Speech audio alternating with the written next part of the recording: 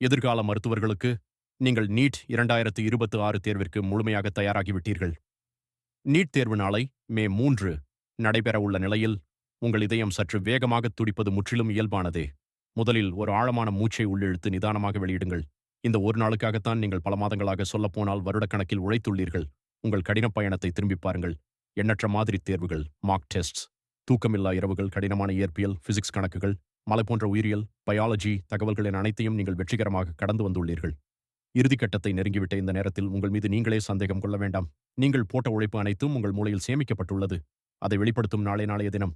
இறுதி 24 மணி நேரத்திற்கான முக்கிய நினைவூட்டல்கள். உங்கள் பயிற்சியை முழுமையாக நம்புங்கள். நீங்கள் இதுவரை ஆயிரக்கணக்கான MCQ-களை தீர்த்துள்ளீர்கள். தேர்வு அறையில் அமரும்போது என்ன செய்ய வேண்டும் என்று உங்கள் மூளைக்கு தானாகவே தெரியும். உங்கள் மீதும் நீங்கள் செலவிட்ட நேரத்தின் மீதும் நம்பிக்கை வையுங்கள். எல்லாவற்றிற்கும் விடையளிக்க வேண்டும் என்ற அவசியமில்லை.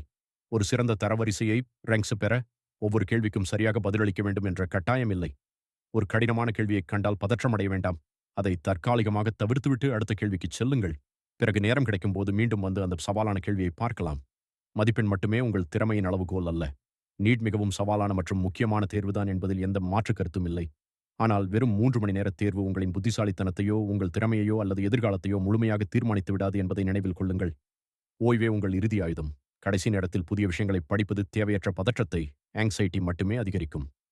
இன்று இரவு புத்தகங்களை முன்கூட்டியே மூடி வைத்துவிட்டு நன்றாக தூங்குங்கள்.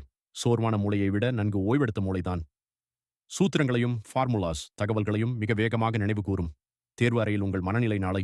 அந்த OMR தாள் உங்கள் கையில் கிடைத்ததும் ஒரு கணம் கண்களை மூடி மனதை அமைதிப்படுத்துங்கள். சிறிய விஷயங்களில் கவனம் செலுத்துங்கள்.